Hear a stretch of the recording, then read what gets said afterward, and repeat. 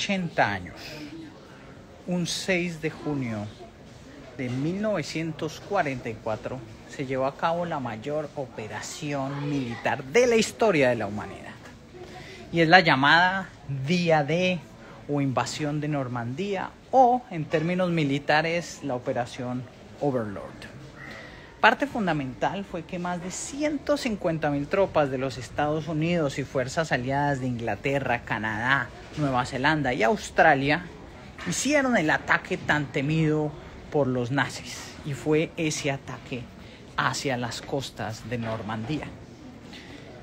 El análisis que quiero hacer el día de hoy es cómo el acceso a la información que tienen los líderes ha cambiado desde esa guerra hace 80 años hasta hoy en día en el conflicto, en la guerra de Ucrania y en el uso de los drones. Por eso voy a hacer ese análisis y he decidido escoger el Imperial War Museum como el lugar en donde puedo ver los mismos artefactos que fueron utilizados durante la guerra. Artefactos que uno ni se imagina que fueron creados, como por ejemplo este, que en medio de los ataques que ejercían los nazis cuando bombardeaban, pues mucha gente tenía que refugiarse, pero lo que tenían que hacer personajes, por ejemplo los bomberos, tenían que meterse acá mientras bombardeaban todo este lugar. Entonces es impresionante, tuvieron que desarrollar nuevo tipo de armamento, y a mí lo que me parece interesante es siempre la inventiva humana, porque debemos recordar que la guerra siempre va a existir, ¿sí? Obviamente los que tenemos deseos que la guerra no exista, eso es una utopía. O sea, al final el ser humano siempre va a tener conflictos. Si no, pregúntense cómo muchas de esas guerras son las mismas fronteras, incluso personas que tienen elementos similares. Entonces, algo clave que quiero contarles y reflexionar el día de hoy es cómo, ese acceso a ese conocimiento, a esa información, ha cambiado a través de la historia. Y vamos a ver algunos de los artefactos, ¿sí?, que se utilizaron, como por ejemplo estos vehículos. Y yo quiero analizar y comenzar este proceso mientras voy pensando cómo ha cambiado la historia. Hay elementos que permanecen. Así que bueno, esas son mis reflexiones aquí desde el Imperial War Museum. Entonces, el primer elemento es cuando el general Montgomery les dice a las tropas: mire, vamos a atacar un lugar bien preparado. Vamos a atacar un lugar que se ha preparado por meses, a través de la que el general Rommel, el general alemán, preparó como una defensa, cuando justamente Hitler pues tenía dominada a Francia. Y entonces el elemento fundamental de la preparación norteamericana, especialmente entre Franklin Delano Roosevelt y Churchill, fue cómo desarrollamos una estrategia que nos permita atacar sin ser detectados. Es los mismos principios del ajedrez, porque cuando nosotros vemos el ataque de Normandía, vemos que muchas de esas playas que se tenía Calais, por ejemplo, y por allí no se atacó, sino que se desarrolló una operación durante varios meses preparando ese ataque del día D. Y en esa operación, miren lo curioso, tenían que hacerle creer al ejército alemán que iban a atacar esa playa y no donde efectivamente fue donde atacaron, porque aquí es la clave dentro de los conflictos, ¿sí? Los conflictos tienen un elemento muy importante de manejo de la información, del conocimiento y sobre todo de la desinformación. Parte fundamental de lo que vemos, por ejemplo, eso fue en 1944, pero la preparación del día D tomó años, no fue de un día para otro. Incluso se dice que en 1943, cuando se reúne Churchill y Franklin Delano Roosevelt, lo que pasa es que ellos dicen: oiga, ¿cuándo atacamos? Pues primero necesitamos tener todos los elementos de la invasión listas, es decir, preparación de elementos logísticos, preparación de tropas y, más importante, preparación de las condiciones adecuadas para que esos elementos se dieran. Ya. ¿Cuáles son las defensas que se tienen? ¿Cómo va a estar establecido la defensa nazi para un posible ataque?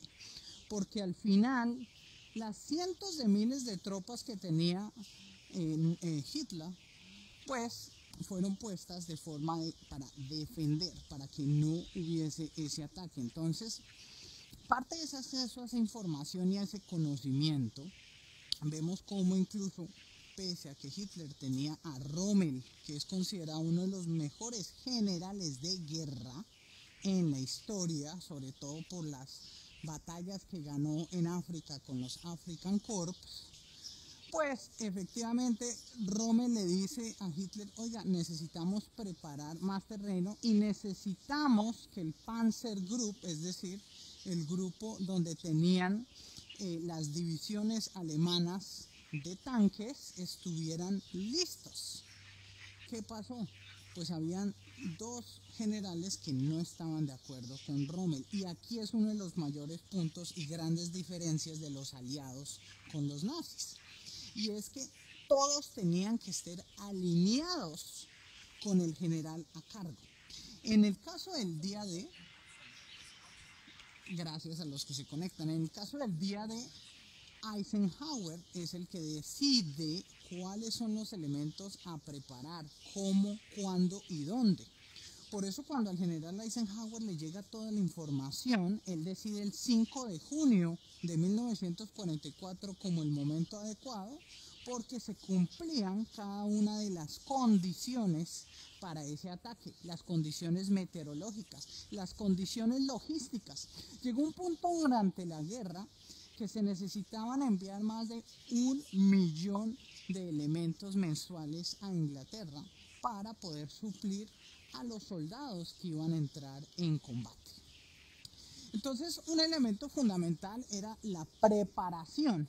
Entonces, mientras que las fuerzas aliadas dependían de que el general Eisenhower definiera cuáles son esos elementos, pues por el otro lado, Rommel estaba peleando con el mismo Hitler y con los otros comandantes y no le tuvieron las fuerzas que él necesitaba. Entonces miren lo curioso como la guerra, ¿cierto?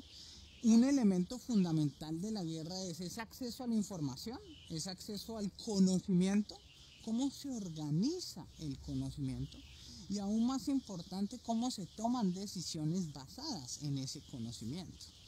Entonces, esa fue una de las grandes ventajas que cuando ocurre el día D o el desembarco de Normandía o Operación Overlord, es cuando efectivamente hay una ventaja operacional en el momento de los ataques, ¿sí? Entonces no importaba quiénes estaban, por ejemplo, los nazis habían planteado más de 6 millones de minas. Entonces imagínense lo aterrador que es eso.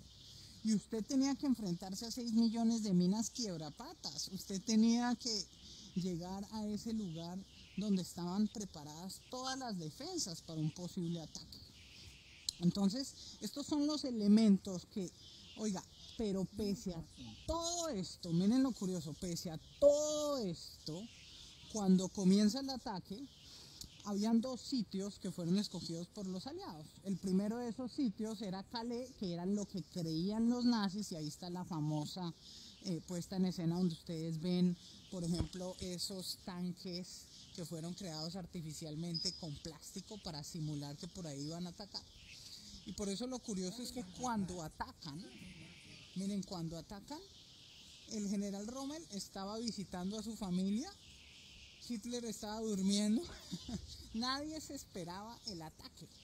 Entonces el primer paso de ese ataque era tener la logística adecuada, preparar las tropas y luego lanzar ese ataque. Y por eso ese 6 de junio pese a que la fecha inicial era el 5 de junio, se ejecuta el 6 porque justamente las condiciones climáticas de Inglaterra pues no eran las adecuadas. Entonces, algo muy curioso de esa información y de ese acceso es, miren cómo el general Eisenhower tenía el acceso a esa información, a ese conocimiento, y tomó las decisiones adecuadas y ocurrieron múltiples cosas ahí, ¿no? Él tomó todas las decisiones adecuadas, no, pero la clave dentro de todo eso, de lo que hizo Eisenhower y lo que se diferencia frente a otras personas o otros generales, es que tenías el acceso a la información, tenías ese acceso a ese conocimiento, tomaste las decisiones y eras tú como general quien decidía atacar o quien decidía tomar esas decisiones claves. Y ahora, claro, los aliados afortunadamente ganan la guerra, ¿sí? Esto dio inicio a los primeros pasos dentro de esa campaña para derrotar a Hitler y de ganar la Segunda Guerra Mundial. Y yo siempre me pongo a analizar, oiga, ¿y por qué Hitler perdió justamente si tenía todas las tropas listas? Pues miren, primero recuerden, el general Rommel no tenía todo el apoyo de Hitler. El general Rommel no le dieron los tanques que él necesitaba, las divisiones Panzer, ¿sí? Y las personas, los soldados que ellos tenían, no eran los mejores soldados porque los soldados más preparados de la Alemania nazi, ¿quiénes eran? Pues estaban combatiendo contra la Unión Soviética, contra Stalin. A ese sí les mandaron los soldados más preparados. Entonces, cuando ocurre el día D, nadie se esperaba, ¿sí? Y al final ganan esa guerra. Pero si se dan cuenta, fue también una guerra de información.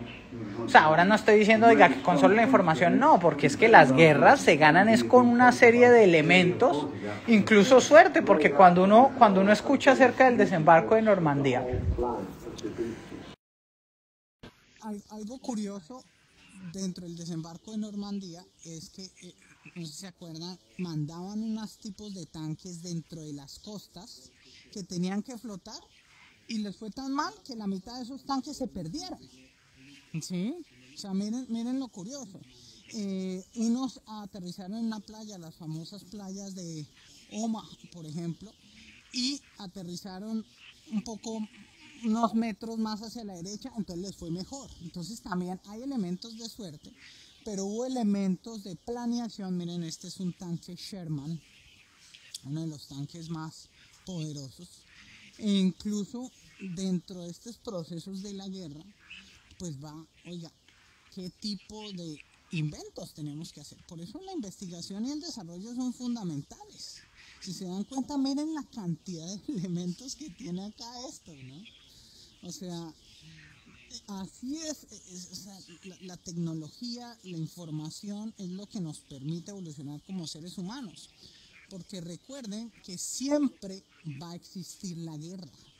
Entonces, si no estamos preparados técnicamente, si no tenemos las armas adecuadas, pues no nos vamos a poder defender, ¿sí?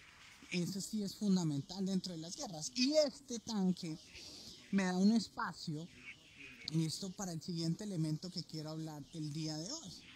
Y es cómo ha evolucionado la guerra y qué lecciones podemos tomar frente a lo en día.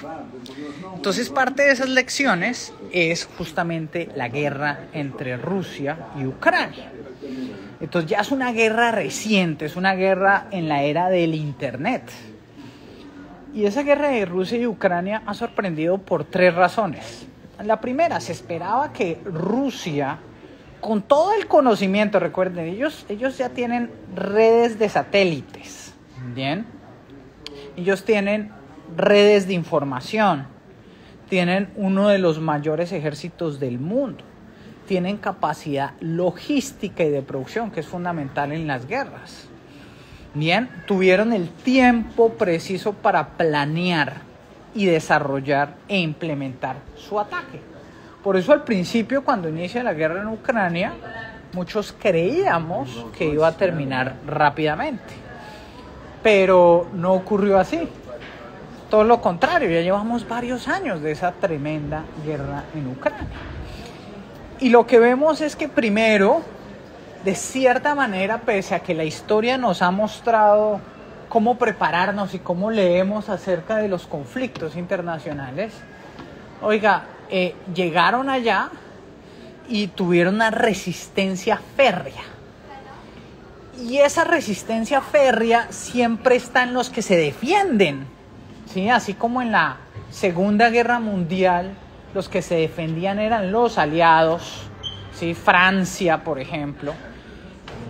Aquí es Ucrania, entonces todo el mundo se unió y mandaron a sus jóvenes a combatir. El segundo elemento claramente está el apoyo de la OTAN con toda la logística y todo el armamento, y por eso las guerras, oye, al final es dinero, ¿sí? Muy pocas, yo diría que guerras no se ganan sin dinero, batallas tal vez, pero no guerras, ¿sí? Y entonces son los billones de dólares que el gobierno Biden le ha entregado a Zelensky para defenderse. Y un tercer elemento que me parece súper curioso, y ahí ya es donde vemos una evolución al acceso a la información y al acceso al conocimiento. Y es esa evolución del punto de vista de, oiga, primero los drones. Cuando estaban en la Segunda Guerra Mundial, hacia los finales, 2 semanas después del día D, es que Wernher von Braun empieza a utilizar los famosos B-1 que luego evolucionaron a los B-2. Pues recuerden que la tecnología de cohetes es una tecnología creada por los alemanes, por la Alemania nazi, pero fue después de la guerra que se trajeron a Wernher von Braun a los Estados Unidos para desarrollar todo el programa de misiles de los Estados Unidos. O sea, si ese programa de misiles nazi-alemán hubiera estado unas semanas antes, la historia hubiera sido diferente, pero afortunadamente no ocurrió de esa manera. Entonces, vemos cómo, oiga, llegan grandes ejércitos, llegan los tanques rusos. ¿Y qué empezaron a hacer los ucranianos? Pues empezaron a utilizar drones. ¿Y qué tipo de drones? Pues los drones que tuvieran a la mano. ¿Y cuáles son los drones a la mano? Los famosos DJI, los Mavic. Y lo interesante de los Mavic es que son drones de menos de $1,500. Entonces miren lo curioso. Este armamento son armamentos de millones de dólares. Sí, vimos abajo un tanque Sherman utilizado en la Segunda Guerra Mundial. Pues imagínense cuánto ha avanzado la tecnología de tanques en 80 años. Pues bastante, ¿no? Entonces, llegan estos tanques ya evolucionados e imagínense utilizando un dron, un DJI Mavic. Le ponen un explosivo, o sea, le ponen literal una granada y lo dirigen, porque pues como ya se maneja con el celular, o se ponen las gafas, que se llaman las First Person View, FPV, y lo lanza. Y entonces lanzas ataques, y vamos aquí a cambiar la... Lanzas ataques en donde ya no necesitas lo más avanzado en tecnología, como esta tecnología de misiles, por ejemplo, estos son misiles guiados, ¿sí? Sino que simplemente un elemento pequeño ya se convierte en un posible elemento de ataque fundamental, ¿sí? Y así es como están cambiando las guerras, y por eso la guerra en Ucrania se convierte en el nuevo encuentro internacional en donde ya no se pelea de la manera tradicional. Claramente todavía tenemos trincheras y de pronto hablaré un poco acerca de las trincheras el día de hoy. Pero imagínense que en Ucrania están utilizando, según el último dato que he consultado con fuentes, más de 10,000 drones mensuales. Pero eso es desde el punto de vista público. ¿Qué pasa desde el punto de vista privado? ¿Sí? Entonces, ¿cuáles son la cantidad de drones que están utilizando? Y entonces, tanto así que DJI, la marca, que es una marca china, pero que produce los mejores drones comerciales del mundo, se puso muy brava porque dijo, oiga, ¿cómo es que están utilizando mis drones? Y entonces empezaron a prohibir el uso de los drones en espacios no tradicionales. ¿Sí? Entonces, aquí es donde se vuelve tema, puesto que, miren lo curioso, los drones que fueron creados, pues primero por un tipo comercial, no son los mismos UAVs que tiene el ejército de los Estados Unidos, que son esos drones gigantes, ¿sí? Que son una vaina espectacular que cuando... aquí lastimosamente en este museo no, pero bueno, ya pueden conocer elementos del Imperial War Museum aquí en London. Pero algo fundamental de esos drones es que eso los vi en Washington, ¿sí? En el Smithsonian. En el Smithsonian se puede ver uno de esos megadrones que tienen los Estados Unidos. Pero los drones hoy en día son esos drones pequeñitos. Entonces ya no solo tenemos los drones pequeñitos comerciales como los de DJI, sino que agreguemos el tema. Están haciendo drones utilizando lo que se llama la tecnología Open Source, Open Hardware. Open Source, Open Hardware quiere decir, voy a utilizar elementos, bien, que están disponibles en internet para poder descargar la información y yo mismo crearlo. Entonces hay comunidades de personas, de líderes que están utilizando esta tecnología, la descargan y crean pequeños drones. Y entonces, claro, el costo de producción del dron es las personas que están haciendo los drones, los materiales que importas y ya. Y con eso ya tienes cada uno de los elementos para hacer un dron. Y entonces alguien la producción de drones con $300, $500, pues compite contra armamentos de $10 millones.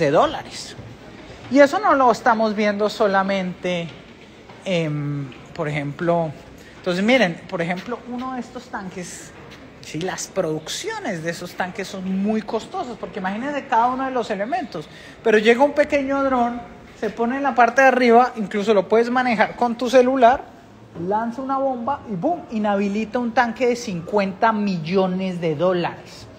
Y entonces esto crea varias preguntas que incluso me acuerdo hace unos años cuando dimos una conferencia en la Universidad Militar Nueva Granada de Colombia.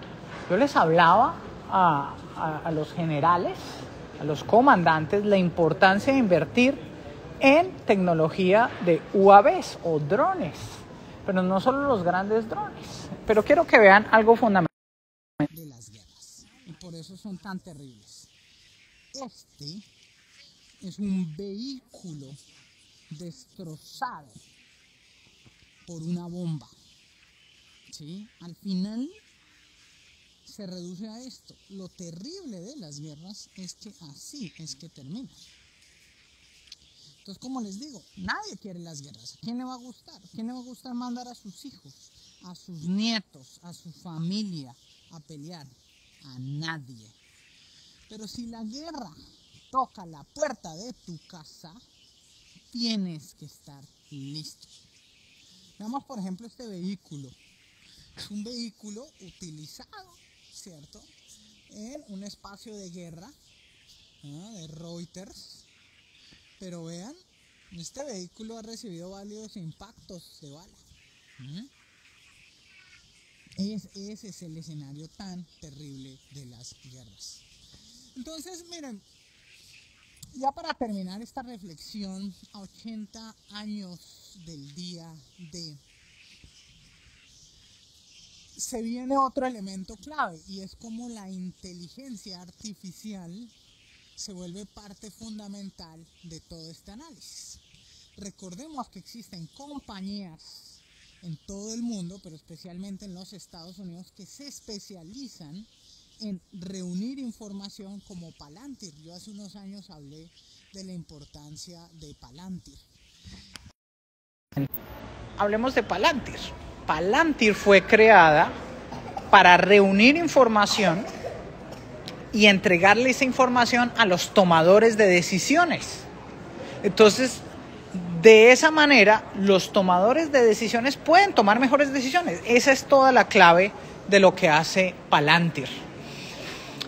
Y algo de Palantir es que se está utilizando en la guerra de Ucrania.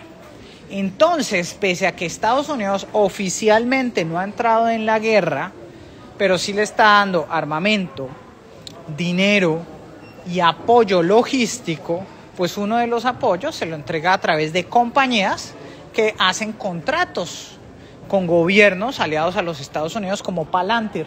Y a mí lo que me gusta mucho de Palantir como compañía es que dijo, oiga, ¿cómo organizo los datos? Porque al final debe ser el ser humano el que tome las decisiones. Y aquí yo estoy 100% de acuerdo, porque las decisiones deben ser tomadas por humanos y no por máquinas. Incluso en los drones que tienen los Estados Unidos, que especialmente los tienen en Alemania.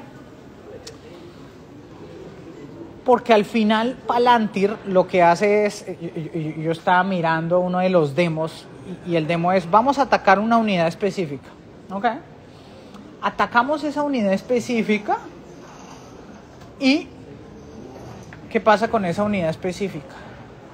Pues esa unidad específica sabe exactamente cuáles son las opciones. Entonces puede hacer un ataque aéreo, puede hacer un ataque terrestre, puede hacer una combinación de ataques, ¿sí?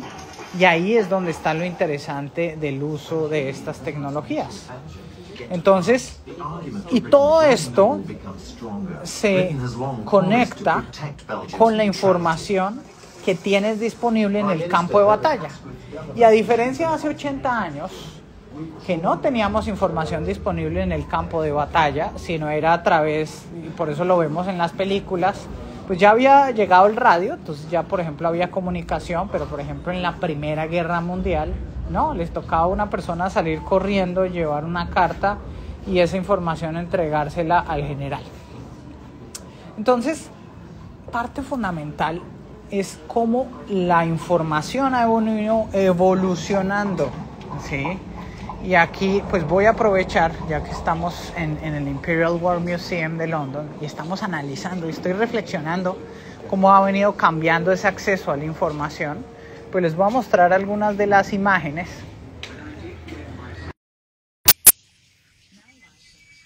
Sí, y el tema armamentístico siempre ha sido tremendo, temible, pero algo que me acuerdo muy bien al visitar estos museos, y por eso me encanta, es para poder entender que como seres humanos estamos cambiando la forma de matarnos, pero al final las máquinas de guerra son muy similares. Tenemos la infantería, ¿sí? Tenemos las bombas, miren estos, tenemos los cascos, en ese caso la protección. Entonces imagínense cómo era el acceso a la información en la Primera Guerra Mundial y cómo un elemento clave era mostrarle a la gente que tenían que hacer. Algo que pasó en la Segunda Guerra Mundial, en el desembarco de Normandía, es que cuando atacaron y mandaron la Fuerza Aérea, muchos se equivocaron y atacaron lugares que no eran, ¿sí? Y quiero recordar un elemento temible de la guerra, y son estos espacios. Esto simula cómo son las trincheras, ¿sí? Las trincheras que fueron temibles durante esa Primera Guerra Mundial, ¿sí? Y aquí uno tiene como un tipo de simulación en donde escucha disparos, en donde uno tenía que utilizar elementos como estos para poder ver y tratar de observar, porque pues no había más formas de saber qué estaba pasando al otro lado, ¿cierto? Hoy en día, ¿cómo ha cambiado? Tenemos trincheras, y por eso la guerra entre Ucrania y Rusia es la guerra que tras varias décadas ha construido el mayor número de trincheras, ¿sí? Pero la gran diferencia es que ahora en día tenemos satélites, tenemos información telefónica y tenemos drones. Entonces, estamos en un espacio tan temible como este, pero a la vez tenemos ese acceso a la información.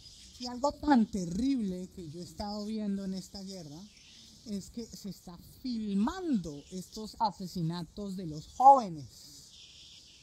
Los jóvenes están muriendo en estas guerras, ¿sí? Y los estamos filmando gracias a los avances de la tecnología. Entonces es algo temible, mientras que antes tenías que tomar fotos como con esa cámara, ¿cierto? Hoy en día puedes transmitir en tiempo real lo que está ocurriendo en las guerras. Entonces, pero al final vuelve a lo básico, y lo básico, miren, recuerda, es la guerra, parte fundamental es la logística, y parte fundamental de la logística es el racionamiento. Miren, ¿cuánta comida yo tengo disponible? ¿Sí?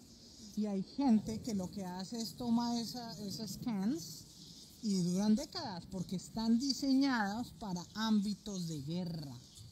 Entonces, estamos cambiando la forma de la guerra, tenemos más acceso de información, conocimiento. Por ejemplo, de esta forma es que se planeaba los reportes, ¿cierto? El movimiento de las tropas tocaba simularlo con pequeñas maquetas. Bien, se creaban modelos para poder entender cómo iba avanzando el escenario de la guerra, pero al final volvemos a los principios básicos, y es ese acceso a la información, es ese acceso al conocimiento, y cómo los que tienen mayor acceso a esa información y lo saben usar. Porque recuerden que otro de los grandes errores de Hitler durante la Segunda Guerra Mundial fue realmente basado en la propaganda. ¿Sí? Recordemos que la propaganda, la desinformación, siempre ha estado en los conflictos. Vemos aquí información de la Primera Guerra Mundial, y siempre la propaganda pues claramente va en pro de algo. Veamos aquí, dime, oiga, coma menos pan. ¿Por qué? Porque necesitamos enviarle a la gente que está en el campo de batalla, señores, ¿cierto? Veamos acá, por ejemplo, las raciones diarias que tenían, y aquí era uno de los librillos en donde se ponía la información. Entonces, a mí por eso me encanta visitar estos museos y ver la historia y entender qué es lo que está pasando, porque me da una visión general de cómo cambian las cosas en los conflictos. Entonces, desde ese desembarco en Normandía hace 80 años, un 6 de junio de 1944, hasta los espacios que tenemos hoy en día en la guerra de Ucrania, el acceso a la información es fundamental para todos los participantes de la guerra. Las guerras siempre van a existir, y es una combinación de visión. Por eso el gran Churchill siempre planeaba, y recuerden que cuando él trajo a las tropas de vueltas de Francia él hablaba sobre esa importancia. We're gonna fight them in the beaches. Los vamos a pelear en la playa, en donde sea, pelearemos. Eso es lo que decía Churchill, y eso es lo que hicieron. Entonces se necesita grandes líderes como Winston Churchill, como Roosevelt, grandes generales como el general Eisenhower, grandes sistemas de información en donde se consolide la data y tomar decisiones planeando claramente, y luego, una vez ya se haya planeado, ejecutando, y luego tomando información en tiempo real para ver cómo podemos cambiar las cosas. Entonces, tras 80 años, imagínense, me encuentro aquí en Londres, tengo el honor de haber visto algunos de los que lucharon allá, me parece a mí espectacular. y poder reflexionar sobre cómo ha cambiado. Principios fundamentales que se mantienen: la guerra siempre va a existir, la gente siempre se va a matar, vamos a seguir destruyéndonos. Principios fundamentales: se necesita crear elementos logísticos para poder ganar las guerras, se necesita invertir en investigación y desarrollo. No podemos ganar las guerras si no estamos preparados. Entonces, estas son las reflexiones que me llegan en Londres, 80 años después de finalizar el desembarco de Normandía, o el famoso Día D, en donde se dio inicio a la finalización de la Segunda Guerra Mundial. Y mientras observo grandes elementos de la ingeniería humana que han causado millones de muertes, pero han estado también parte de la libertad y de los principios que creemos. Cuídense mucho, espero hayan disfrutado este programa.